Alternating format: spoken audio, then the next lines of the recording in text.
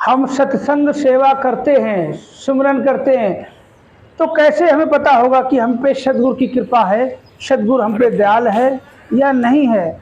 तो हम आपको बताते हैं कि कुछ काम, कुछ इशारे ऐसे हैं कि बिन बताए, बिन बोले, बिन समझे आप समझ जाओगे कि हम पे सद्गुरु की कृपा है, सद्गुरु हम पे दयाल है, सद्गुरु की मेहरबानी है, सद्गुरु अंशंग है, सद्गुरु मेरा काम कर रहा है, सद्गुरु ही सब कुछ कर रहा है। तो कैसे पता करें? कि ये तो बहुत ही आसान है, मगर कहते हैं हम समझ नहीं पाते हैं।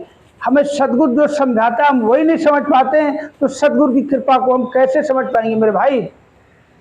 तो सभी बड़े ध्यान से सुनने वाली बात है कि हम कोई भी काम करते हैं, मान लो हम किसी कंपनी में ही काम करते हैं, मगर हम काम कर रहे हैं, कर रहे हैं, अब हमें ये कैसे पता होगा कि जो हम काम कर रहे हैं इस काम से मालिक खुश है या नहीं है? इस काम की मालिक को खबर तो है भाई, क्योंकि मालिक ने सीसीटीवी लगा रखे, मगर परमात्मा ये खुद एक सीसीटीवी है जो हर जगह रहता है। आप पर्दा बंद कर लो, आप लाइट बंद कर लो, दरवाजा बंद कर लो, कुंडी लगा लो, शीशे लगा लो, वहाँ भी है, इधर भी है, हर जगह।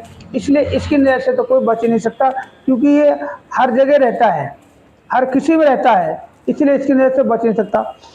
तो हम कोशिश करते हैं, जिस कंपनी में हम काम करते हैं, तो हम ये कोशिश करते हैं कि मालिक हमसे खुश हो जाए, मालिक मेरी तनख्वाह बढ़ा दे, मालिक मेरी पदोन्नति कर दे, हमारा प्रमोशन कर दे।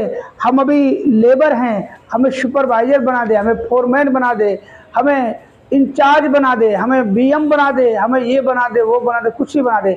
हम इस जुगत में लगे रहते हैं मालिक को खुश करने के लिए। मालिक आता है सामने, भाग भाग के, दौड़ दौड़ के ऐसे काम करते हैं कि मालिक लगे कि हाँ ये तो बहुत काम करता है, तो बहुत काम करता है। तो फिर हम अपने सद्गुरु को कैसे रिझाएं? सद्गुरु ने कहा है कि संतों की सेवा, सद्गुरु की सेवा, सद्गुरु सेवा, निरंकार की सेवा। और सद्गुरु की सेवा कैसे होगी? जब हम संत महात्माओं को, किसी भी संत महात्मा को जिसको हम नाम से जानते हैं, शकल से जानते हैं, अगर वो हमारे सम्मुख आता है तो हम उसको उस नाम से संबोधित ना करके कि सद्गुरु स्वरूप आए हुए, उसका आदर करो, सम्मान करो। सद्गुरु अपने आप खुश हो जाएगा। जब सद्गुरु खुश होगा तो निरंकार खुश हो जाएगा। हमें ऐसे इशारे, कुछ हम आपको ज़्यादा इधर उधर की बातें ना करते हुए ये भी अच्छी बातें बताई, कोई दायरा की बातें नहीं, हम आपको एक बहुत अच्छी बात बताते हैं कि जब हमारे अंदर एक पॉजिटिव एनर्जी आए, एक अच्छी, हमेशा अच्छी अच्छी बातें उत्पन्न हो। अगर आपका कोई बुरा कर भी दे और आपके मुख से अगर ये निकलता है चल छोड़ यार, बुरा कह दे कोई बात नहीं, कुछ छीन ले कोई बात नहीं, आपको कोई धक्का दे दे कोई बात नहीं, कीचड़ में गिरा दे कोई बात नहीं, जब आपके अंदर ऐसी भावनाएं उत्पन्न होने लग जाएंगी तो ये समझ लेना कि सद्गुरु आप पे मेहरबान है, वही कर रहा है जो भी कर रहा। अगर सद्गुरु की कृपा जब होगी तब हमारे अंदर ऐसी भावनाएं जो होगी, नहीं तो कहते हैं बदले की भावना।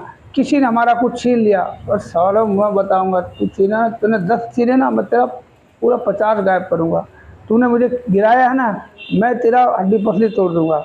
हैं तू गाली दे रहा, उसने माँ की गाली दी, तुम सबकी गाली दे डालोगे। ये है मनवती।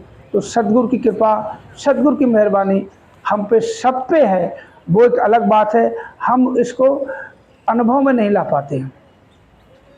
सब पे है, वो बात अलग है, हम अनुभव में नहीं ला पाते। जैसे कि हमारे साथ कोई बुरा होता है तो पहले तो हमारे अंदर आत्मा की आवाज़ आती है, चल छोड़ यार, अरे ऐसे कैसे छोड़ो भाई, ऐसे कैसे छोड़ो, हमने कुछ कहा भी नहीं, फालतू में मेरे को मार दिया उसने। तो ये है बात की बातें जो पहले बोला चल छोड़, ये सद्गुरु ने बोला है, निरंकार ने बोला है। इसकी बातों को हम इग्नोर कर देते हैं। इसकी जो भाषा है, अंतरात्मा की आवाज़ जो होती है, सद्गुरु की आवाज़, निरंकार की आवाज़ होती है, और इसी को हम नकार देते हैं और हम मनमती में आ जाते हैं। इसने बोला तो बोला कैसे, हम साले की हड्डी पसली तोड़ देंगे। तो वीडियो कैसा लगा कमेंट करके ज़रूर बताएं।